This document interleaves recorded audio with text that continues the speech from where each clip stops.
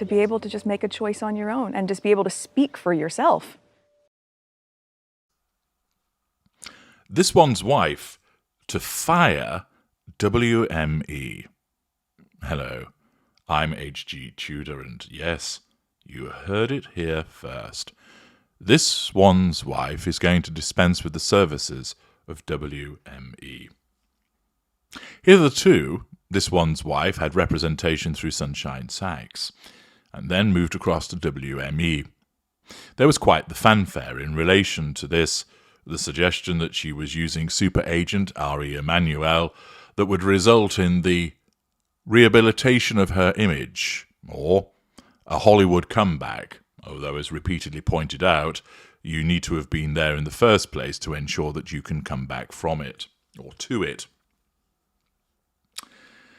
This one's wife has been touted as going to be this reinvigorated celebrity, that she will leave behind the royal family, even though she continues to use the title, and the only reason that people are interested in her was because she is just about part of the royal family, that she was no longer going to rely upon the victimhood sob stories of what happened to her in the royal family because people have become bored of it, yet she's continued, through the auspices of Bell Endgame, to tell people about how she was the victim of the horrible institution that was the royal family.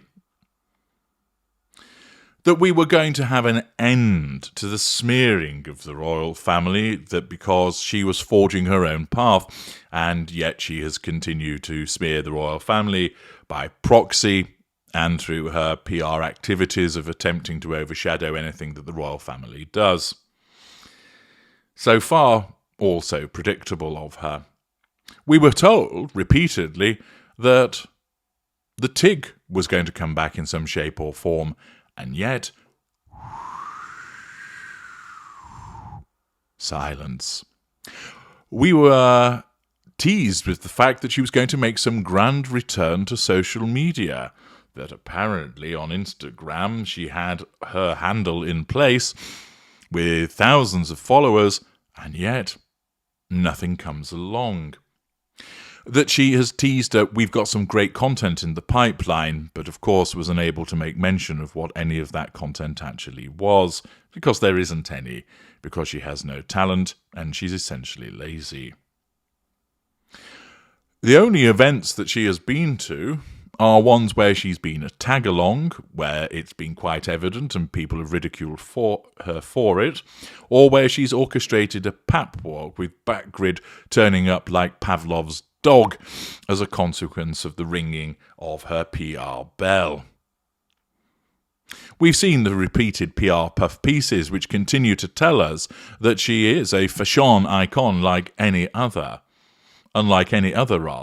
yet she is both beautiful, empathic, and it's apt to keep reminding us of things that she'd done in the past because she's not really doing much now. She was touted to be involved with Dior. Dior said, not the case. There was the suggestion that her shitty podcast was going to make its way to Audible. Audible just gave a load of silence in response. There are instances of an attempt to manifest an involvement with various brands which either resulted in complete silence or the relevant brand turning around and saying, no, we're not in any talks whatsoever, such was their haste to ensure that their brand was not affected by her toxicity. Since she has moved to WME, it's not exactly been a situation of her setting the world alight. And, as a consequence of this, it is likely that fairly soon she is going to terminate the arrangement. Why do I say this? Well, I've had input from my PR agency expert. This individual, whose identity naturally I'm going to protect, has had years-long experience in PR agency, both as an owner and in a talent agency as a model. The fact is, there's a vast difference between those two types of agencies that this one's wife clearly neglects. She expects her talent agency to promote her and build up her reputation as a PR agency would.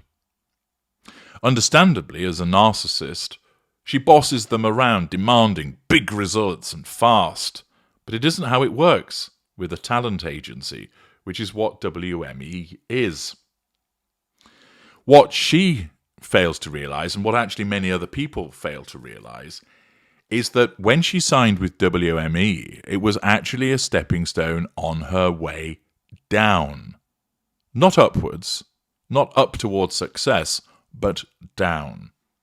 You see, a royal doesn't actually need a talent agency, because a royal generates their own projects and causes, and then utilises PR to promote the project or cause. It's not about promoting themselves. It's about promoting the cause. Take, for instance, the Princess of Wales Early Years Initiative. The problem that this one's wife had was that she was no longer generating or representing her own causes or projects because she was no longer a working royal. WME took her on as a commodity to become a bolt-on to other people's projects and causes. Signing with a talent agency is actually pretty easy. It guarantees nothing, and it doesn't oblige the agency to get you the gigs. What it means is they will try matching your talent, presuming you possess one, which is a bit of a problem for this one's wife, but it's about matching your talent to clients' needs in the current zeitgeist. Contrary to popular perception, WME doesn't actively promote her. It isn't the case that WME calls clients and go, hi, do you have any projects for the Duchess of Sussex? Please, she's really getting on our wick, ringing up every day. It's actually the other way around, where clients call the agency and say, we have an event for women's rights or underprivileged gender fluid chickens or a new Aquazura campaign. Here's the criteria of what we're looking for in a talent. Whom can you offer? And then what happens is the agency sends a selection of options from which the client picks. Unless it's a direct booking, for instance, we want Sanna Marin, is she available on this date?